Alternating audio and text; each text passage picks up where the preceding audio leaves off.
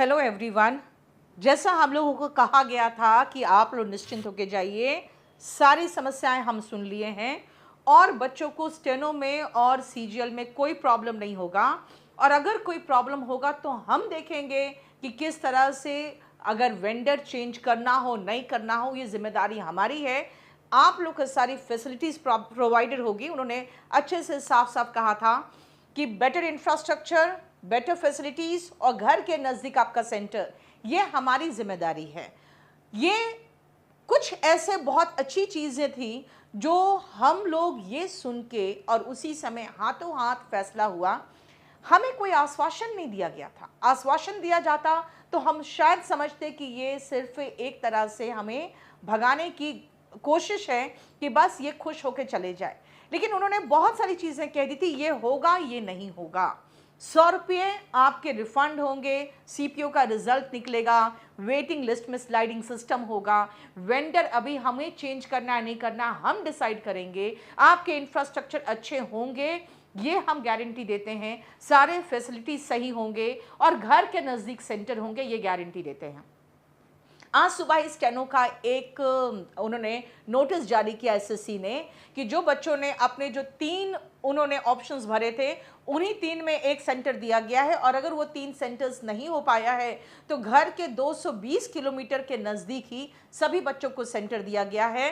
तो एग्ज़ाम शुरू होने से पहले ये जब नोटिस आया, हमें लगा कि शायद जो उन्होंने प्रॉमिस किया है वो उसे पूरा करने की कोशिश में है। लेकिन सबसे बड़ी बात है कि जब स्टेनो का एग्ज़ाम हुआ और हमारे पास कुछ वीडियोस आए हैं, वो बहुत ही दहलाने वाले हैं। क्योंकि सबसे पहले वहाँ पे जो इनविजिलेटर था एक सेंटर में, वही इनविजिलेटर सबका सारा काम करने के बाद उन्होंने खुद भी बायोमेट्रिक दे के वो एग्ज़ाम देने बैठ गए। दूसरा, स्टेनो के पेपर में 10 क्वेश्चन ऊपर ऐसे क्वेश्चन हैं जिसमें 3 ऑप्शन हैं। अब ये मुझे बताया जाए कि ये एसएससी जिससे क्वेश्चन पेपर ले रही है, क्या उनको पता नहीं कि 3 ऑप्शन नहीं होते हैं, 4 ऑप्शन होते हैं? ये बहुत ही, मतलब जो कह सकते हैं ना, जो नए नए इंस्टीट्यूट भी होंगे वो भी ऐसे मिस्टेक नहीं कर सकते। स्टेनो के पेपर में 20-25 क्वेश्चन मैथ्स के। भाई, स्टेनो में मैथ्स नहीं आता है क्या एसएससी ने अपने वेंडर को बताया है जिनसे वो पेपर ले रहे हैं? मैथ्स के क्वेश्चन स्टेनो में कैसे आ गए? सेम तरह के बाउंसर्स रखे जा रहे हैं, बच्चों को धमकाया जा रहा है। जब बच्चे रो रहे हैं कि भाई मेरा ये आखिरी अटेम्प्ट है और ये इस तरह से क्वेश्चन आउट ऑफ सिलेबस आया है, तो उनको धमका के भगाया जा रहा है। एक वीडियो मेरे पास आया है जो बिल्कुल एकदम बहुत ही गंदी जगह पे उनका सेंटर है, बाहर कच्चे सूख रहे हैं, लोगों के कपड़े सूख रहे हैं और झाड़ पे, और वहीं पर सेंटर है।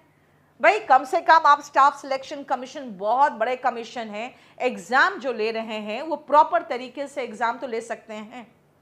आपने हमें जो आश्वासन दिया कि अब ये सारे जो प्रॉब्लम्स हुए हमने देख लिया, अब ऐसे प्रॉब्लम्स नहीं होंगे, और ये हमें बिल्कुल प्रॉपर तरीके से एसएससी के चेयरमैन ने ये कहा कि हम ये बिल्कुल ये प्रॉब्लम्स नहीं होंगे। और उन्होंने मंत्री जी को भी आश्वासन दे दिया कि अब ऐसे कोई प्रॉब्लम्स नहीं होने वाले हैं। ये पहला एग्जाम था इसलिए ऐसा हो गया। फेज 13 में, उसमें भी जिन बच्चों को प्रॉब्लम्स हुआ है उनको री एग्जाम देने का मौका मिलेगा और एक भी बच्चा नहीं छूटेगा, क्योंकि इनसे क्वेश्चन नहीं पूछा गया था कि कोई भी बच्चा नहीं छूटना चाहिए। आप प्रॉपर ग्रीवांस सेल बनाइए जहां पे बच्चे अपने ग्रीवांसेस रख सके। अब मुझे बताइए, आज पहला दिन है स्टेनो के एग्जाम का, सेम प्रॉब्लम्स हुआ है, तो सही में इसका मतलब है कि हमें तो आपने मूर्ख बना दिया।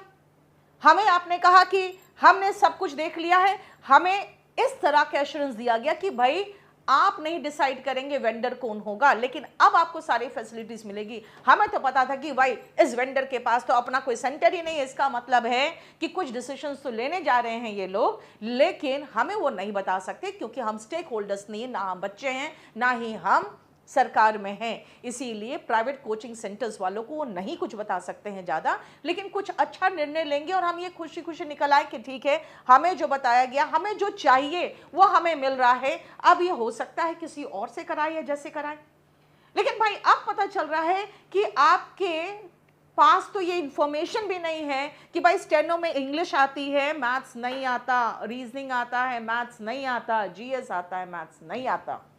मैथ्स के 20-25 क्वेश्चन दिए हुए हैं, 3-3 ऑप्शन दिए हुए हैं, सेंटर फिर वैसे ही झाड़ में लगाए हुए हैं आप।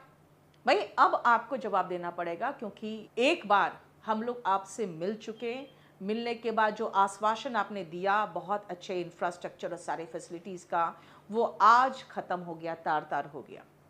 हम लोग बैक टू स्क्वायर वन हैं, यानी हम वापस फिर वहीं पहुंच गए जहां थे। तो मैं चाहूँगी जो टीचर्स ये कह रहे हैं कि नहीं एसएससी ने लॉलीपॉप थमा दिया, और बच्चे भी जो कह रहे हैं लॉलीपॉप थमा दिया, भाई हम लोग सिर्फ गुंजाइश, इससे ज़्यादा गुंजाइश नहीं होती कि हम जो वो कह रहे हैं और जो आश्वासन दे रहे हैं हम उसमें तुरंत कहते नहीं अभी वेंडर चेंज करो, क्योंकि वेंडर तुरंत चेंज वो नहीं कर सकते थे, वो भी कोचिंग सेंटर्स के कहने पर। लेकिन सेम प्रॉब्लम्स तो आज फिर से हो गया।